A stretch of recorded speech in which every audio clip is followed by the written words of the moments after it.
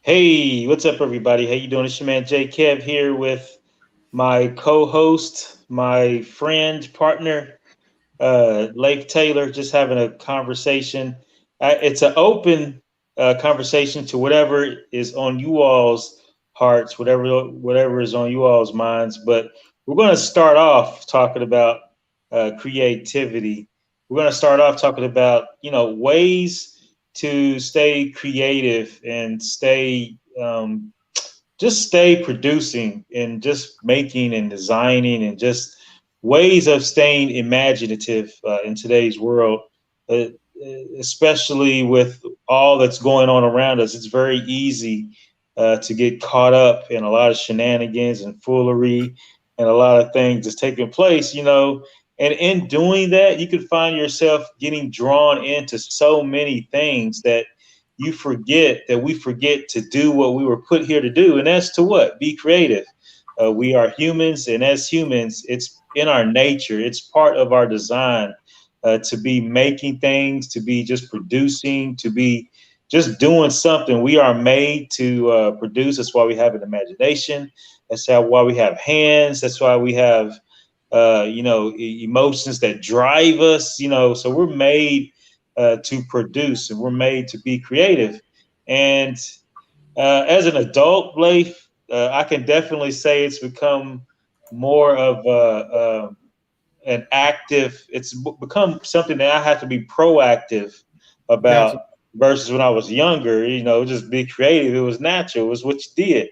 But after going through the various systems and institutions that we all have to go through, creativity and imagination that gets rendered out of a lot of us. Some of us make it through okay, like you made it through okay. You're still creating, you're over doing your drawings, doing your thing. But some of us, we just get caught up in the net, man. We get vetted and we get shaken and we get sifted and we just come out. We're just not creative.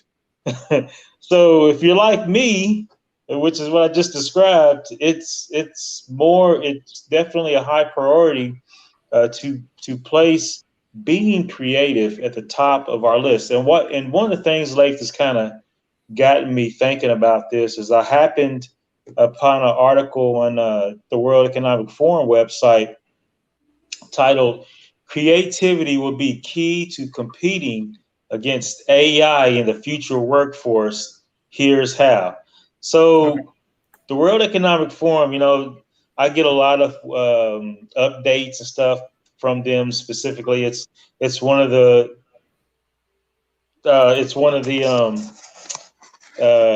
groups that I like to watch that keeps me abreast as to what's going on. You know what I'm saying? It's just one of those sites that just kind of gives me an idea of what's happening now. It gives me a little clarity, and then it lets me know what I may expect in the future to come. So just thinking about a lot of things that we talk about. Yep. We talk about creativity, we talk about future events, and we often talk about where things are headed. And one of the things that we're going to have to really worry about or think about is contending with AI, contending with algorithms, contending with software that is taking a lot of our jobs and replacing us. We've talked a lot about this in the past, just talking about where things are headed. And Yep. we've had different guests on the show that are in the robotics field and just looking at some of the things that they're working on right now.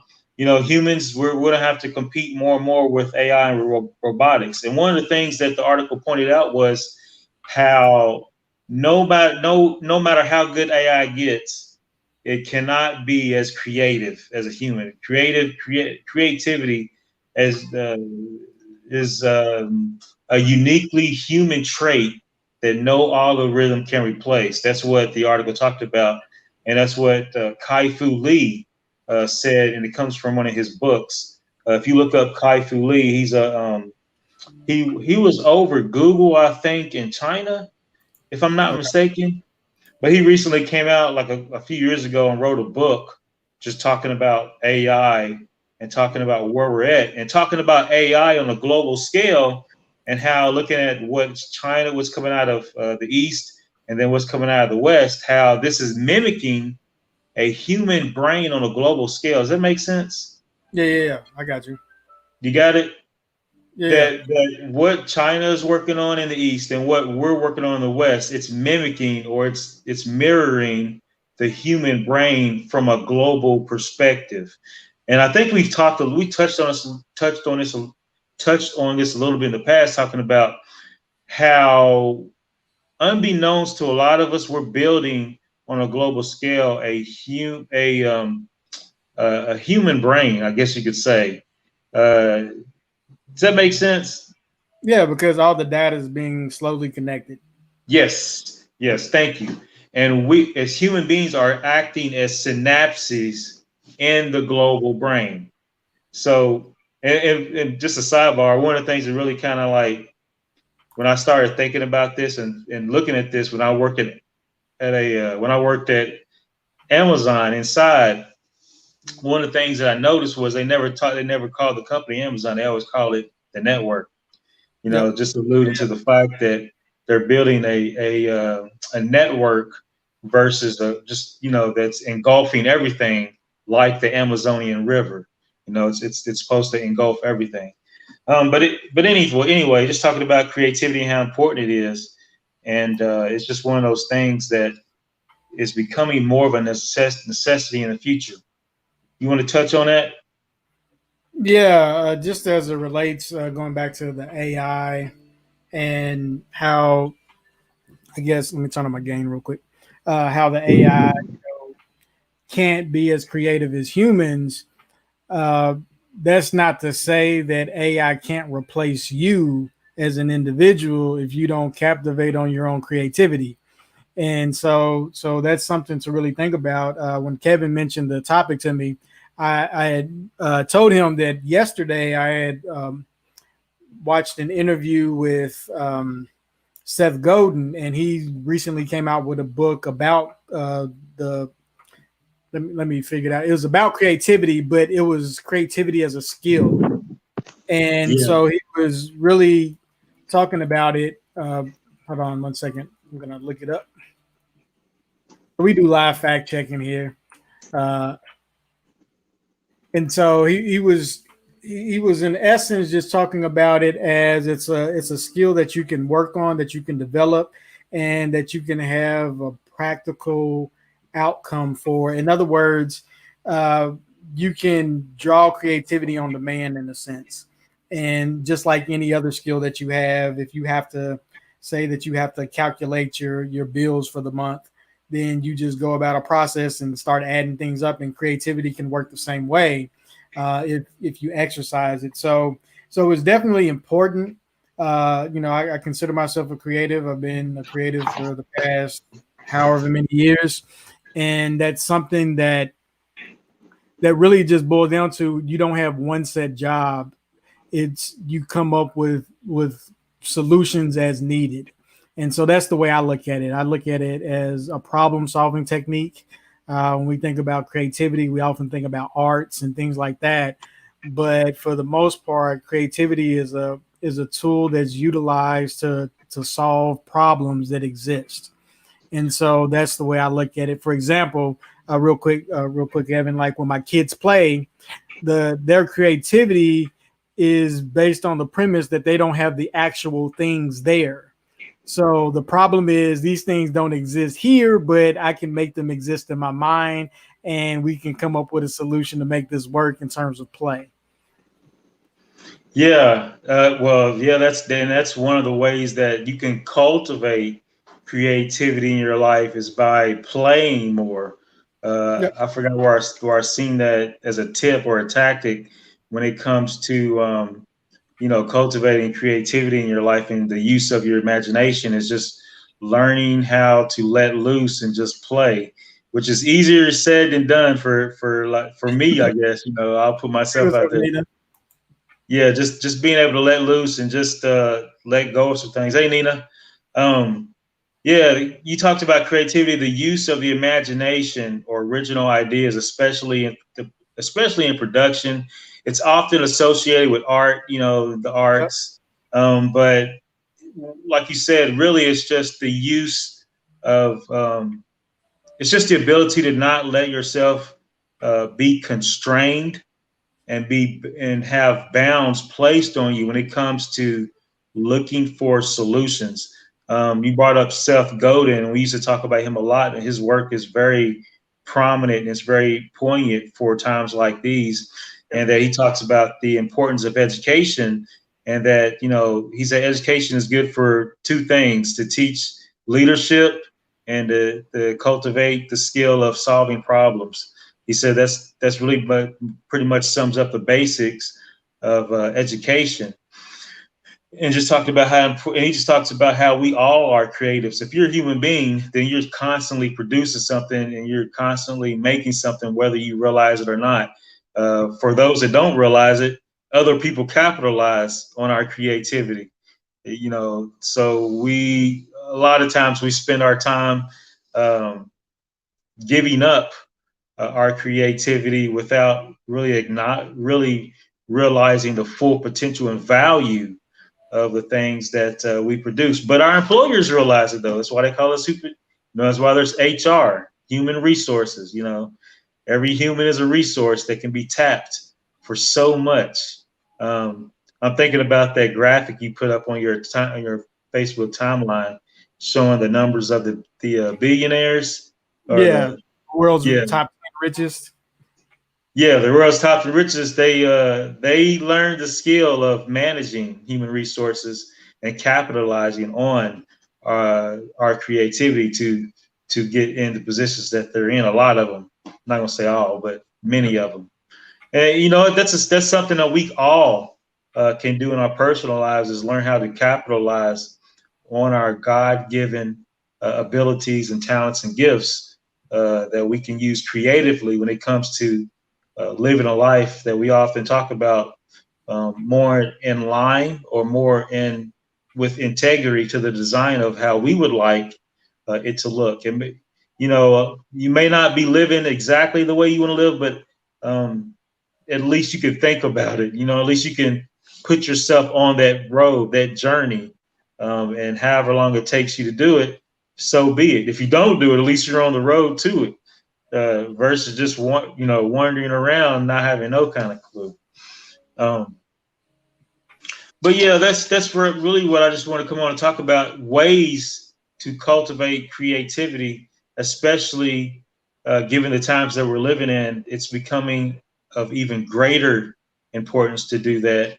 I'm thinking about the lockdown and thinking about 2020 and how we've been accelerated into this future, and how this time has really exposed a lot when it comes to being able to be creative during these times, and being able to adapt and be resilient, and being able to be flexible, being able to come up with solutions on the fly when it comes to maybe taking care of some of your responsibilities and obligations with respect to what's going on. I know this has hit a lot of people, coming from left field. It's caught a lot of people off guard, and you have to learn how to live on the fly in today's world.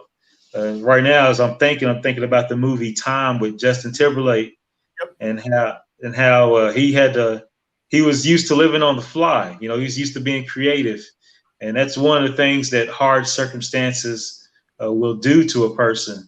It forces you to be creative if you have that survival or the survival instinct. Yeah, and that's the thing. It's a matter of if, because some people don't. Some people don't create. Some people don't, choose to think differently in a sense, or to think beyond the current parameters that they're set in. And so if knowing that things are constantly changing, one of the best ways to practice being creative in times of change is literally just the pressure of doing it, right? One of the things that I always tell people that are interested in, being an entrepreneur, or, just going out on their own, it's, it's not always, you know, the 9 to 5 can set you up in a sense of comfort. And I'm saying this from the standpoint of, you know, you have a set routine of what you're going to do for the day for the most part, right? Depending on what your job is. But, you know, there's been times, you know, I tell people like early on, especially when you're first developing what your business is, you don't know how it's going to work. You only have theories and hypotheses on how certain things are going to work. And then you start doing them, and then you realize that some things won't work the way you thought they would. And so you have to, you know, adjust immediately depending upon what the time frame of, you know, your given project or your given product that you're trying to launch. And so just doing that on a repeated basis will get you comfortable in adjusting to new parameters, right? You know, the variables of life change constantly. And so once you get comfortable with those changing constants or those changing variables, then it becomes easier for you to adjust mentally, you know, to adapt to those things and just, you know, move accordingly. So you really just, you know, it's really just practice. And I was thinking about that because I looked up Seth Godin's book earlier when we mentioned it. And that was one of the things he was talking about is just practice. It's all it is. The life is just practice. It's like, okay, I'm going to try this. And if I do this 1,000 times, then maybe 20 of those times will be great. You know, some of them will be mediocre and the rest will be, you know, below average because averages are just that, they're averages. So your top 50% is going to be great. Your bottom 50% is going to be below average. And then you just play those odds. But if you don't do it enough times, then you won't have any great outcomes. And that's the thing when it comes to creativity, especially as an adult, is we have this intrinsic fear that's been pounded into us over years of failing. And, you know, I always mention that peer pressure is probably more powerful to adults than it is young kids. You know, we think kids, you know, succumb to peer pressure, you know, because we usually think about it in terms of drugs, in terms of who they hang around. But when you look at it, lifestyles are more peer pressure focused than anything else because, you know, it's like people don't take risks because they don't want to damage their perceived lifestyle sometimes. And so, you know, you hear about these adults that are still living to the standards of somebody that's even no longer around, right? Because, you know, they don't want to disappoint somebody else. They don't want to do this. And a lot of the times, all the things that we're fighting against is only in our head. It's not that somebody is actively telling this stuff day in and day out. Oh, you're not going to make it. You're going to fail. You know, even when people mention that, you know, to the teacher that told me this, guarantee it only came up once or twice. It ain't like they told you every single day, unless you were in just the worst possible circumstances, you know, in terms of education. And so a lot of times these things stick in our heads. You know, sometimes it's good in terms of survival. You know, it's like the stove is hot. You know, you learned it one time and you don't have to worry about it ever again. But a lot of times that can work against us in terms of keeping us from moving toward our potential. You know, it's like, I don't want to put myself out there. I might fail. I might not do the right thing. And that's really culturally entrenched depending on where you live and how you were raised. So you're hitting on the importance of like really thinking about other people's perceptions and not allowing that or, you know, other people's thoughts about us hinder us from really pursuing some of the things that we would really want to do, and not allowing somebody else's perceptions of you hinder. But it's really our perception of somebody else's perceptions. Okay. Yeah. You know, It's a lot of times not even real. It's right. Like, you know, I'm, you know, sometimes even in my own head, I'm like, okay, who is it that I'm worried about? You know, I'll just ask myself, it's like, what is it that I'm worried about? Who is the they? Who is the them?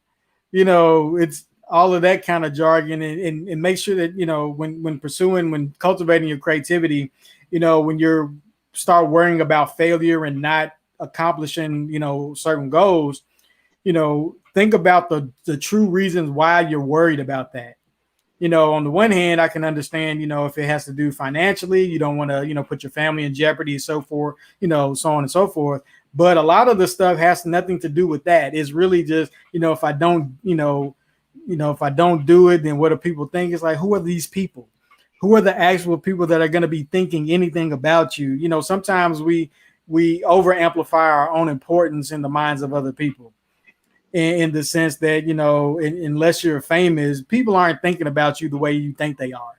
They're just not thinking about you at all, to be honest.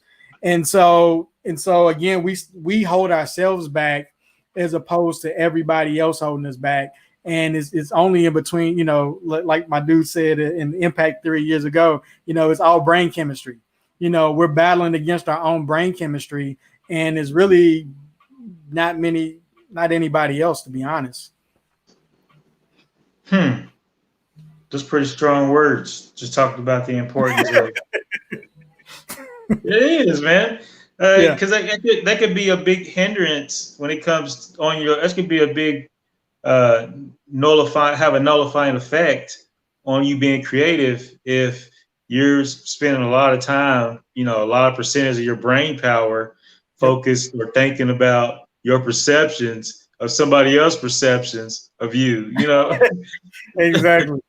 So just let it go. Just let it go. Just do it and see what happens. That's easy. That requires some courage, I guess you could say, and the losing of some fear.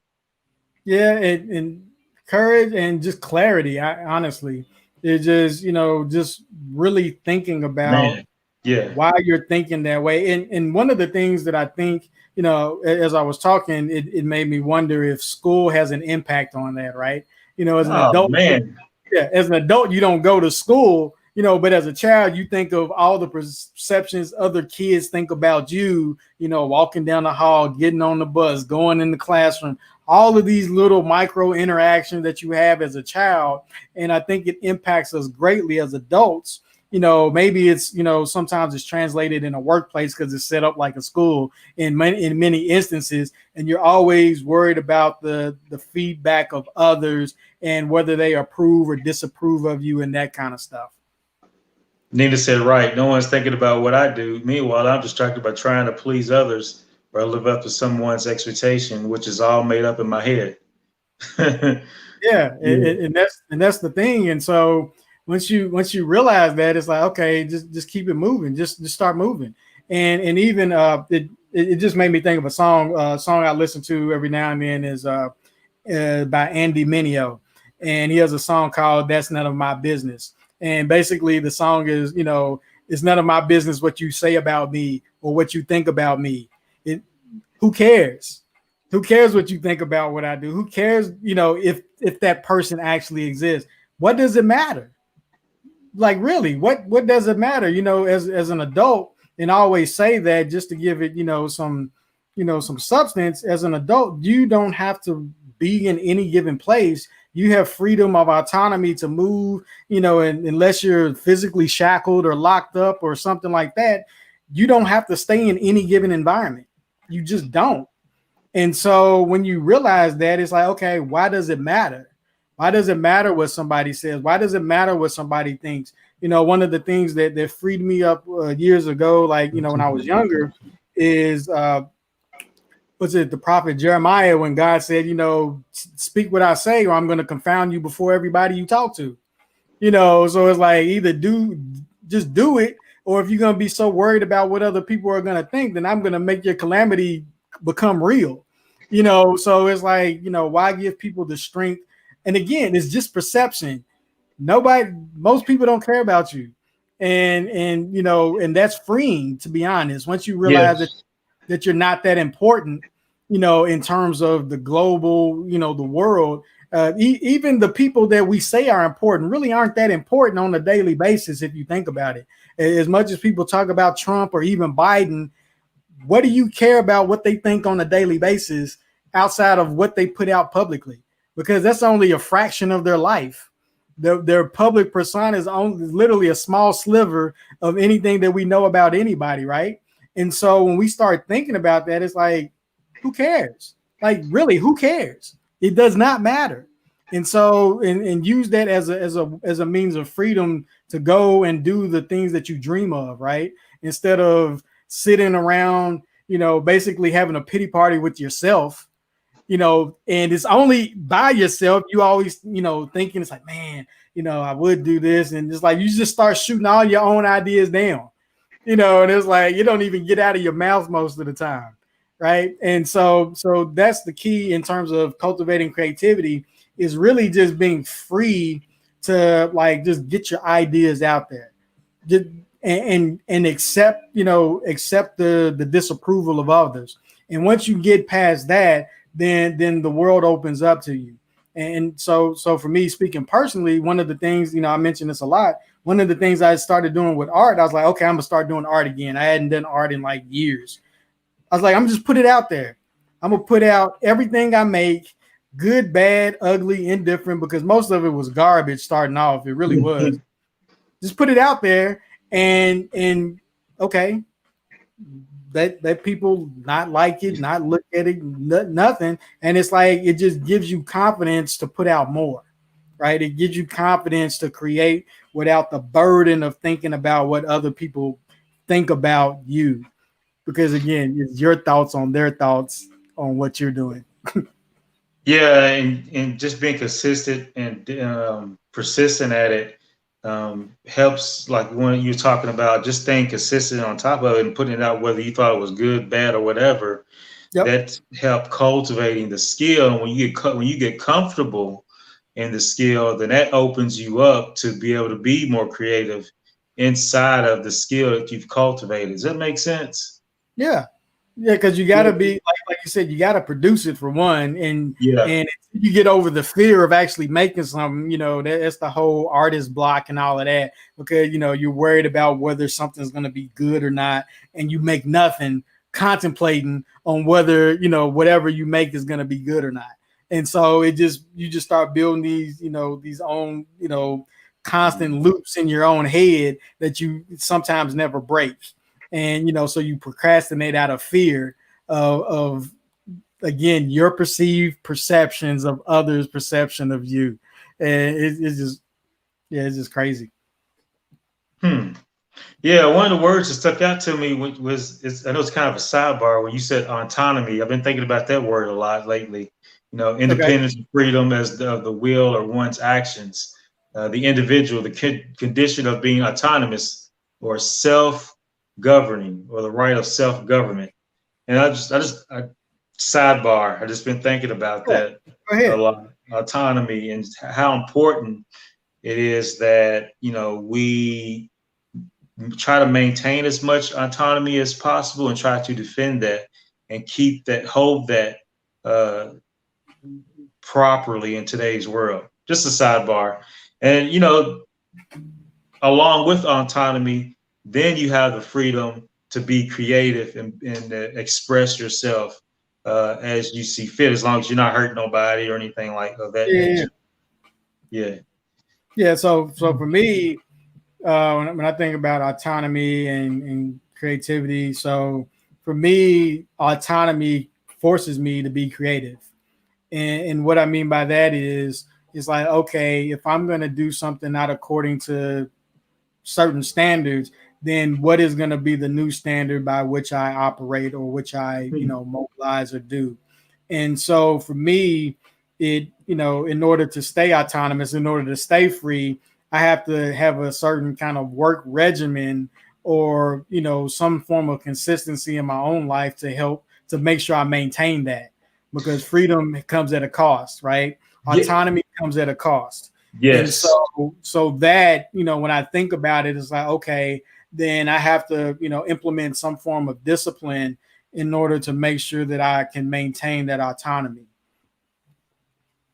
Yeah. When you were talking about discipline and structure, that's making me think of liberty and how you have freedom inside of liberty. Liberty has constraints, and then inside of that, you find freedom. In free inside of freedom, you find the ability to be creative. Yep. When it's like being in a sandbox.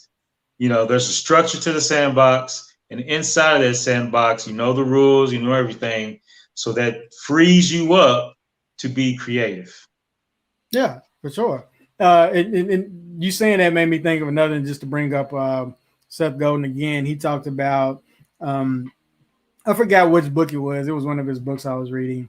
And he was talking about it, in terms of creativity and, pushing the boundaries of creativity. And he was like, you want to be on the edges, but you don't want to push so far beyond the edge that nobody even relates to what you're doing, in terms of having something that's marketable. It's not to say that, you can't create for yourself and just do whatever.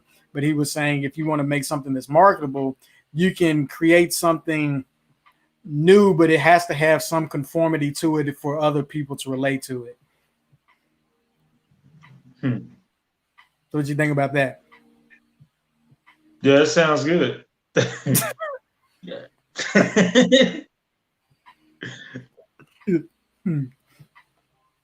I was thinking about how can you cultivate, this creativity. Okay. Because I was looking at one of the articles and it was talking about how people who are highly creative, both they're very connected between both the hemisphere of their brain. Okay. Whereas there are a lot of people who are skewed to either one side, but then there are people who are really has the connections. So I was wondering, so what are some things that we can do to strengthen and increase those connections to make us even more creative? And you talked about some of them. You talked about practice, practicing a skill, or practicing something on a regular basis. And when you get familiar with it, you don't have to think about it anymore. And when you don't have to think about it anymore, then that frees you up to really improvise and be creative.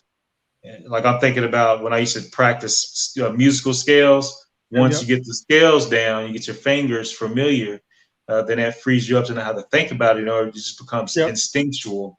And then whatever's on your heart, then you can just, you can play it.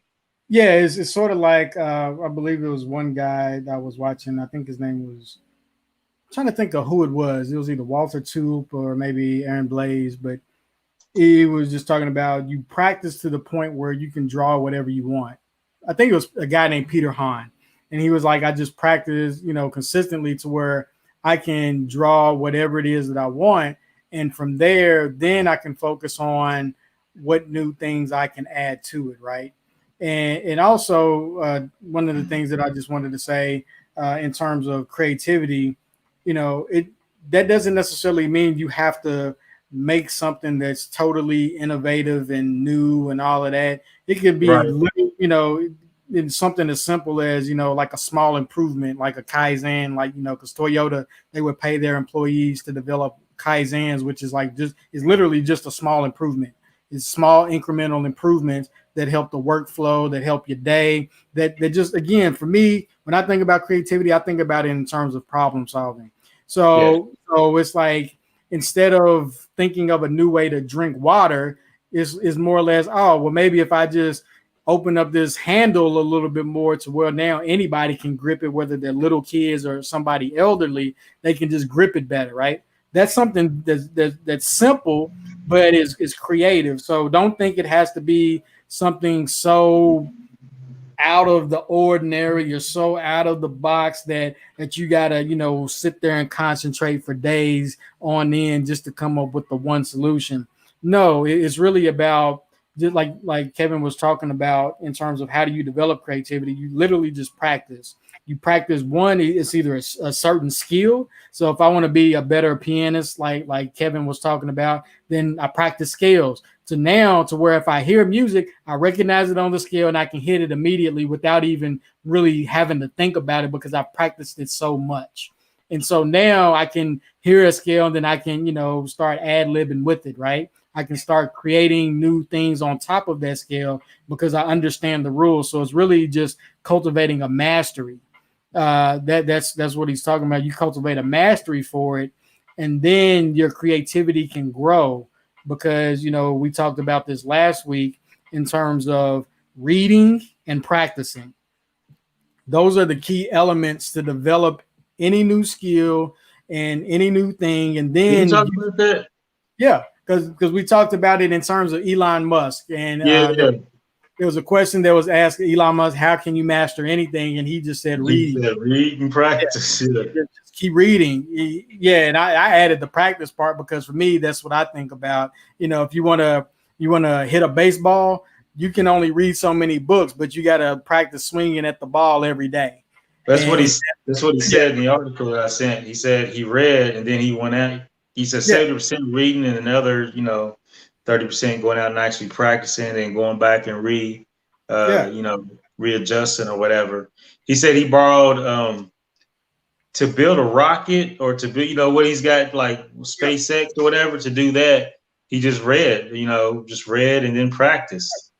That's it. That's pretty much the key to a whole lot of stuff, right? Is really, just the practicing is just as important as the reading, because for some things you can only learn it by doing. And unless you do it constantly over and over, you will not master that particular thing. And again, we talked about this before as well, just that mastery is freedom. And again, it just frees you from the constraints of having to figure things out in certain respects, because now you can go on to bigger things, right? Unless I know my basic, addition and multiplication, then I can't go on to, engineering and things like that, because I don't understand the mathematics. Once I understand the mathematics, it opens up a whole new set of skills. It opens up a whole new way of thinking. And so it's the same way that when you start reading, especially if you read a variety of things, right? One of the things that I noticed when early on when I was, trying to do this whole entrepreneur thing, is that the people that did well, they had a wide range of things that they had interest in. And I just started noticing this, and people was like, oh, okay, they don't just develop, they don't just do code, they do art, they take photography, they care about, aeronautics, they, all of these different things, because you start really just becoming a global citizen in a sense, right? In the sense that you just start learning from life. You pick up things, you get curious about things, you cultivate, new interests. And again, you utilizing associative thinking, meaning that okay, I can see the connection between me playing baseball and me developing rocket ships, or me, doing code. If I can see what the connection between those things is, then now I can develop new stuff. You've worked at a manufacturing plant before. I used to work at Toyota. I used to work in the return to work program. And one of the things that you see in manufacturing is that, there are literally companies that just take one part from one company, another part from another company, and connect them together. That's it. And they make millions of dollars connecting one part to another part. The parts themselves they're just old parts, like a bolt, a button. And it's like, oh, if we attach it to this thing, then we can just we can get paid to attach this and we can sell this, literally. And so that small improvement has made some people millionaires off of that alone. And so when we're talking about creativity, again, is just, in terms of in business sense, because creativity can flow in a whole lot of things. In terms of a business sense, it could just be a matter of, okay, how can I be creative in solving this one solution? Solving one simple solution can make you tons of money. And you don't have to be a, quote unquote rocket scientist. You don't have to have a degree.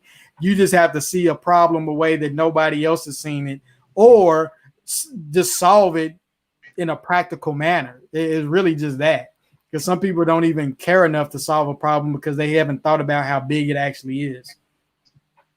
Man, I'm looking at an article talking about ways to cultivate creativity, and you talked about finding inspiration from other industries, just looking out across, the other areas of human activity, and seeing if you can gather some inspiration from anywhere or everywhere.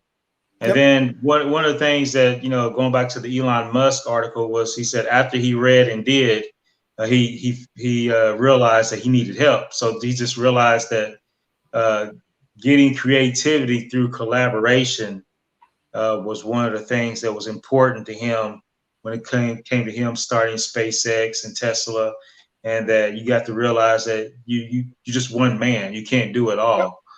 So just realizing that collaboration, uh, it it helps when it comes to creativity and coming up with different solutions to different problems, which is becoming big today with masterminds Yep. and people meeting in groups. When And you do that, crowdsourcing.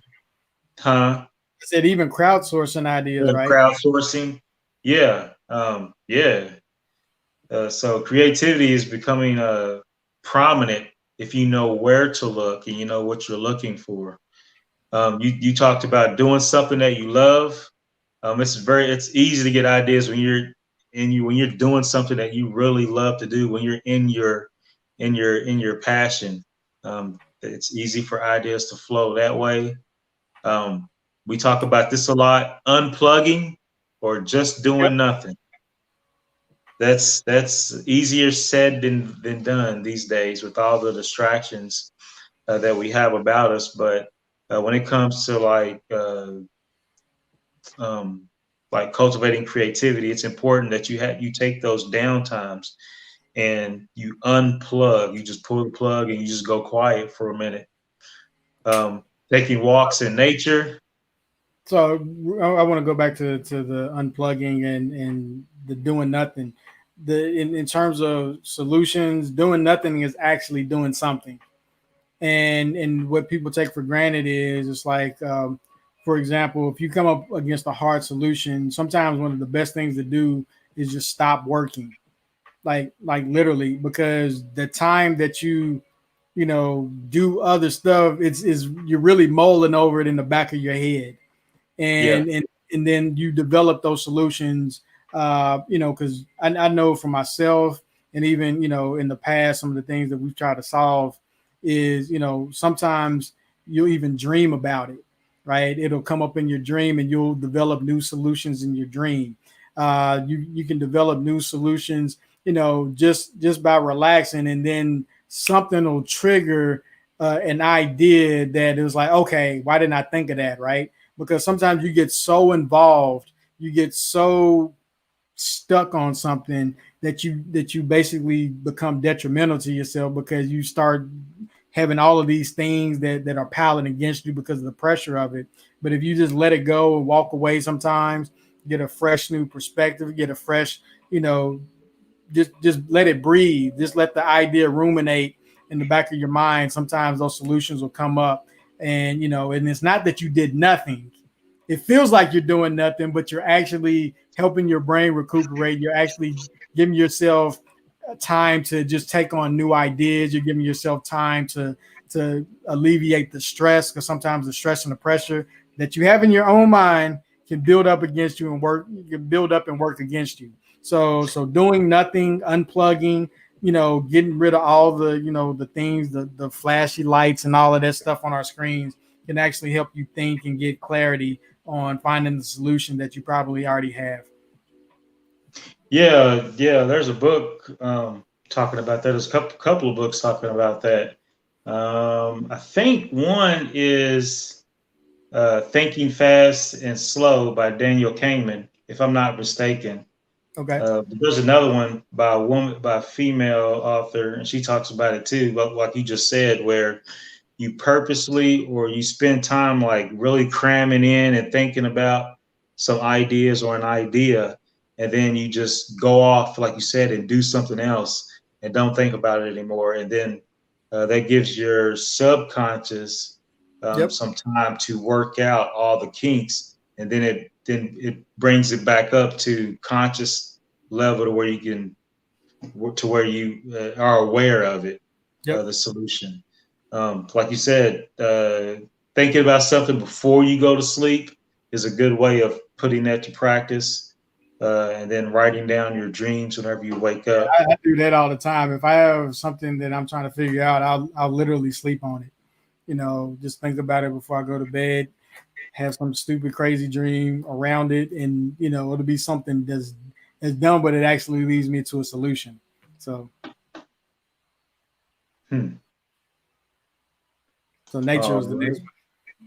So talked about walking, getting Yep. out in nature. Robert Greene talked about that in a lot of his books, talking about some of um, uh, what is some of the people came out of the Enlightenment, like Michelangelo and all them guys, talking about how walking and being in nature was a big part of their creative process. Setting the mood, like cultivating your environment for whatever it takes for you to be creative, like music or lighting or whatever it takes to like really be uh, intentional about your creativity in the area in which you're going to be creative. Um, that's all I got. Yeah. So some other things I would throw in there is just planning. You can plan for creativity, and what I mean by that is you can have, solo sessions. You can have group sessions. Uh, you know, I guess like mind mapping or brainstorming. Setting aside time to figure out those things and just letting your mind run free. I know for myself, since most of the time I'm just by myself in terms of working outside of my wife, of course. But a lot of times, if I'm trying to figure out something, I'll just literally just do word maps and just keep cranking on the word maps until I get everything out of my head onto either my whiteboard or typed out or whatever. And so that way for me, it just helps bring about clarity. It helps get all the stuff that's whispering in your head and out, so I can look at it physically, and then I can mark that up and do whatever I want with that. So that helps as well in terms of creating creativity. Also, like Kevin mentioned earlier, get around people that have shared interest. That can bring about creativity as well, if that is your goal. And not only people that have shared interest, people that have varying interests as well. I know one of the things that, like when we used to have a spot, we used called it the Ignite Project. It was a little spot that we cultivated, and we had people that were doing all kinds of stuff. We were doing code. We had people building games. We had fitness trainers. We had like brand people. We had photographers. We had all of these people in this office, and a lot of the time we would just chat. We would just talk. And the thing that made that interesting is the fact that we would talk about so many different things that all kinds of new ideas and new solutions would come up just in regular conversation, because everybody was energized or they had interest in a variety of things, even if it was something that you weren't even actively working on. Just the bouncing of ideas off of one another in a free environment without any pressure or restrictions or anything like that, you'll be surprised on how many new things you can come up with, like new viable things. Like seriously. Yeah, you really hit on what I was thinking about. Just being around, other people and collaborating, and just being around just people. There's so much you can pick up just from being around other people, Yep. especially when you guys are like when it's energized and everybody is vibing, and there's just something to that, the power of that, which kind of sucks, I guess, given the world we live in today, where we have to social distance. There's nothing social about distancing, right? Say the So oxymoron. Uh, yeah, but even with that, it was funny as you said. I was thinking about myself because I'm a hermit. Whenever I'm in town, I'm a hermit, right? Meaning I don't like going anywhere. But I thought about it and I was like, why is that? And I was thinking the only reason that because I really do love being around people. It doesn't seem that way if you look at my life, but when I think about it, it's only because when I'm home, I'm with other people. Fortunately, I have my family here. My wife, my children, and so that's enough. Gathering stimulus for me to keep going. For other people, of course, they want to be outside of the home and those kinds of things. Because when I travel, I'm everywhere. Like I literally go everywhere. I go solo to any event or whatever just because I like being around people. But when I'm home, I get that already. So I don't have a desire to go out and see other people. You know, not that I don't like other people. It's just Right. that, you know, I just get fulfilled in the fact it's like, okay, I get to hug my wife, I get to, you know, hug my kids, and I come in here and work. And Your so family man now. yeah, I mean, but that's enough stimulus for me in terms of, you know, people to where I can not feel like I'm missing out on the world, right? Mhm. And so I was literally thinking about that today. I was like, man, you know, why is it that I'm able to stay in my house for months on end? And I thought about it's truly just for my family because when I was in California, man, I hated being inside. It's like I wanted to do anything but that. And so I realized what the why I was able to do it here when I'm in town versus when I go somewhere else. So Lake's been on lockdown since 2018. Pretty much.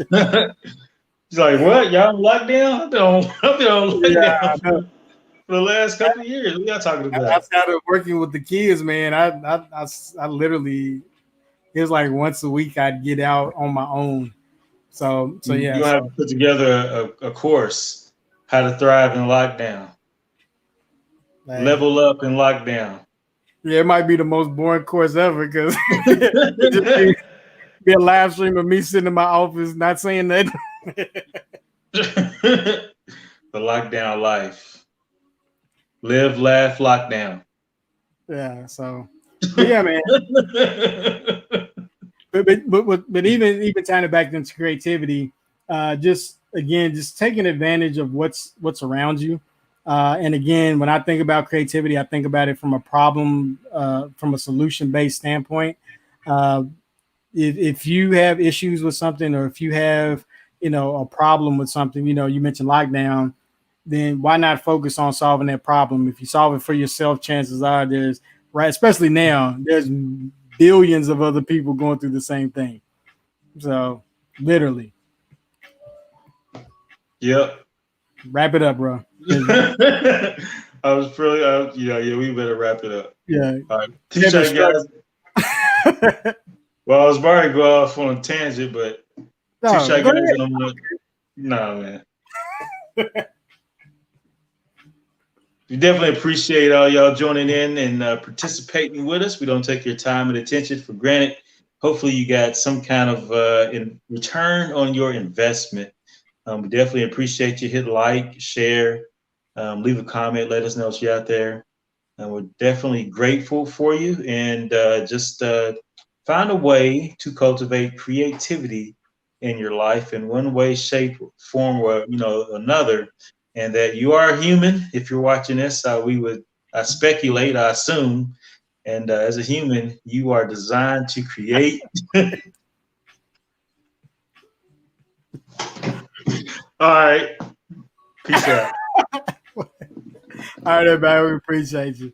Peace.